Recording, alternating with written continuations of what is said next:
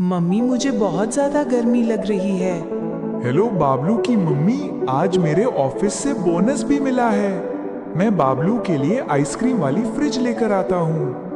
बाबलू बेटा, आज तुम्हारे पापा तुम्हारे लिए जादुई फ्रिज ला रहे हैं। भाई, ये वाला फ्रिज पैक कर दीजिए जिसमें आवाज के साथ आइसक्रीम निकलती है। आज मेरा बाबलू बेटा फ्रिज खोलकर खुशी से उछल पड़ेगा।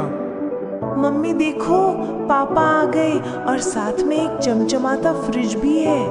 बाबलू बेटा, तुम कैसा महसूस कर रहे हो? पापा, मेरी जुबान तो गर्मी में सूख गई थी।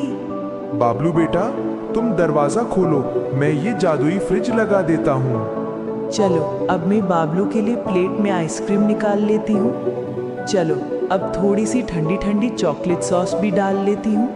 मेरे प्यारे मम्मी पापा के लिए लाइक और सब्सक्राइब जरूर करें।